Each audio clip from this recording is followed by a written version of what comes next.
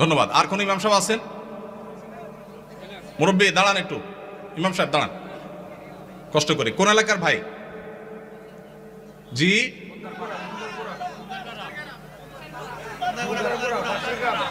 এতজন বললে কেমনে বুঝবো?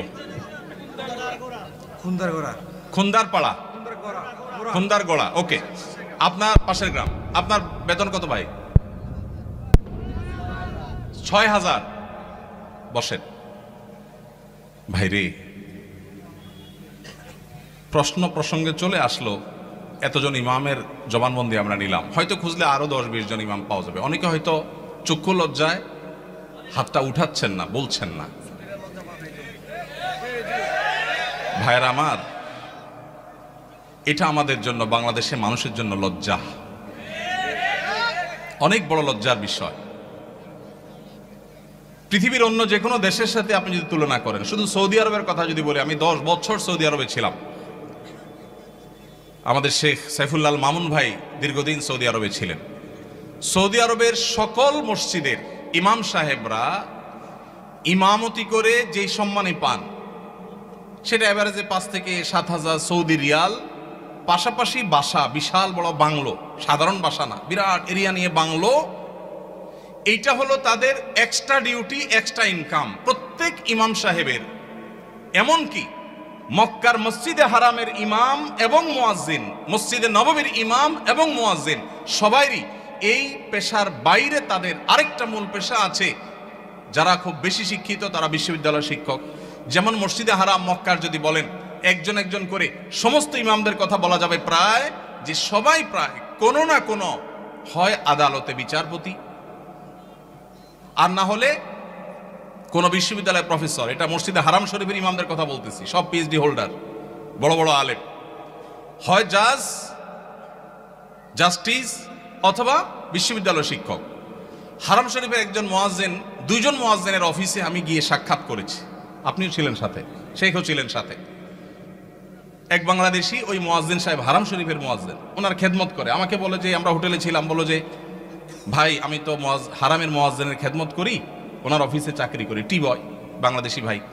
বলে যে ওনাকে বলছি যে আমার দেশে এক হুজুর আসছে ওমরা করতে, দেখা করতে যাবেন কেন? হারাম শরীফের মুয়াজ্জিনের সাথে দেখা করাও তো সৌভাগ্যের বিষয়, চলেন যাই। গেলাম, যায় দেখি একটা কোর্টে উনি একটা সাধারণ একটা ডেস্কে চাকরি করেন, হারামের মুয়াজ্জিন। আমরা যদি বাইতুল মুকাররমের মুয়াজ্জিন হইতাম তো আমাদের ঠেলায় তো মানুষই টিকতো না, আবার চাকরি করা। হারামের মুয়াজ্জিন, যে বেতন, যে প্রটোকল, যে সম্মান, আবার চাকরি করা লাগে, কিন্তু করতেন। পাড়া মহল্লার যে সমস্ত মসজিদের ইমামরা, মুয়াজ্জিনরা, তারা সবাই হয় পুলিশে চাকরি করে, আর না হলে কোনো স্কুলে তারা শিক্ষকতা করেন। বেশিরভাগ এই 2 ক্যাটাগরিতেই থাকেন। আমি সৌদিতে যে বাসায় ছিলাম, আমার বাসার পাশের মসজিদ, যে মসজিদে 5 ওয়াক্ত নামাজ আমি জামাতে পড়ার সুযোগ পেতাম, সেই মসজিদের ইমাম সাহেব, তিনি বিরাট বড় শিল্পপতি, অনেক ব্যবসা প্রতিষ্ঠান তার, অনেকগুলো বড় বড় চেইন সব super market, Dahiya super market নাম, বিরাট নাম করা দাম্মামে। ভাইরে, ইমাম সাহেবদের অন্য বড় বড় চাকরি এবং ব্যবসা থাকার পরও মসজিদ থেকে তাদেরকে বাংলো এবং বিরাট বড় সম্মানে দেয়া হয় সৌদি আরবে। আপনি বলবেন সৌদি আরব মানুষের বেতন অনেক বেশি, বেতন অনেক বেশি এই জন্য বাড়ি অনেক বড়টা দেয়, বেতন অনেক বেশি এই জন্য টাকা, বাংলাদেশি টাকায় 1.5 লাখ 2 লাখ দেয়, এটা হলো সেকেন্ড ইনকাম, তার ফার্স্ট ইনকাম আরেকটা আছে। তাই বলে আপনি 5-6 হাজার টাকা দিবেন? ঢাকা শহরের কাজের বুয়াদের বেতনও 5-6 হাজার টাকা নেয় অনেক বাসা।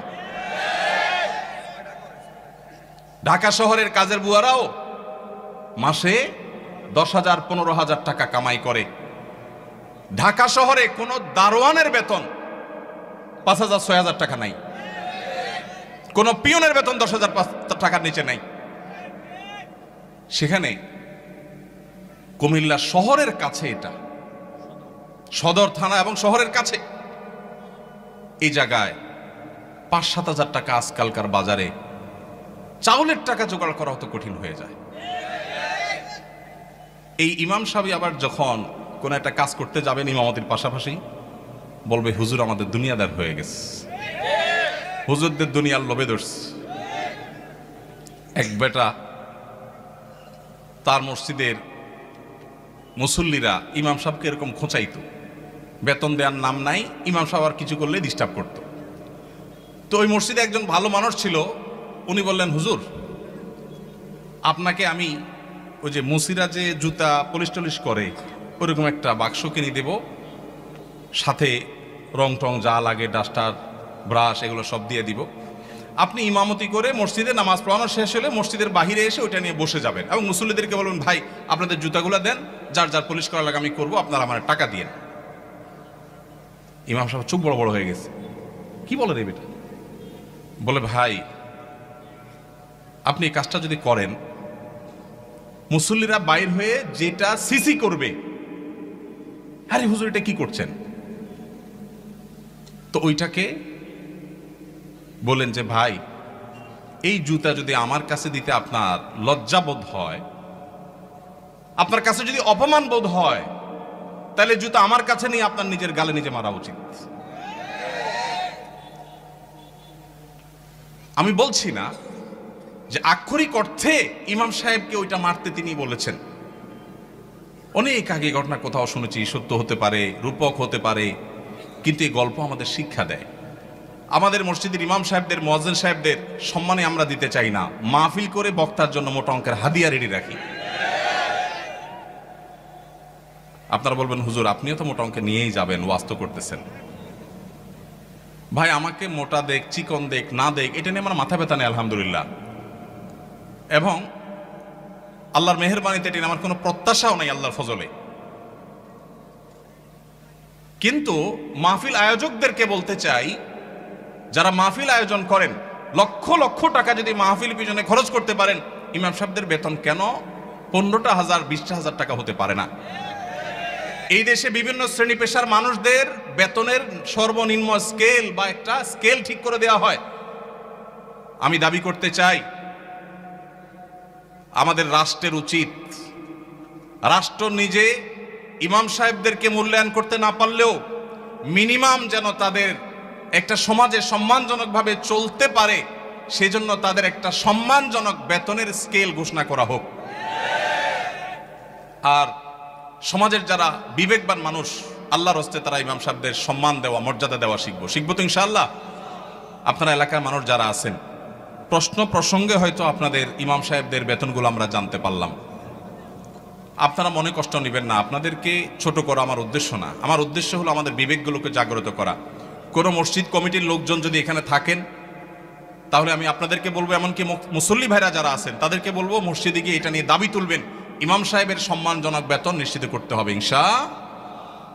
কোনো মুসলমান সমাজে এটা হতে পারে না। সৌদি আরবের কথা আমি বলেছি, সৌদি আরবেরটা আমি কাছে থেকে দেখেছি, এই জন্য আমার মনে হয় না পৃথিবীর অন্য কোনো মুসলমান সমাজে মানুষের গড়ে একজন রিকশাওয়ালাও 10,000-এর বেশি ইনকাম করে, সেই সমাজে ইমাম সাহেবের বেতন 4,000 5,000, এটা কোনোদিন গ্রহণযোগ্য হতে পারে না। আপনাদের এই ঢুলিপাড়ায়, কুমিল্লা, আপনারা যদি সারাদিনে আর কোনো কাজ না, একটা কাজই শুধু করবে, এরকম একজন অশিক্ষিত, শিক্ষাবঞ্চিত মানুষকেও নিয়োগ দেন, তারপরও তো 4-5 হাজার টাকায় পাবেন না। কিভাবে একজন ইমামকে আপনারা 5,000 টাকা বেতন দেন? কোন মসজিদের দায়িত্বশীল ভাইরা আছেন যে আপনারা তওবা করবেন যে ইমাম সাহেবের বেতন 10-এর উপরে উঠাবেন? কেউ আছেন? থাকলে, পার্টিকুলার কেউ থাকলে বলেন। কেউ আছেন? সভাপতি সাহেব, সেক্রেটারি সাহেব যদি থাকেন যে আলোচনা করবেন, অন্তত এ ওয়াদা করবেন। আপনি কোন মসজিদের?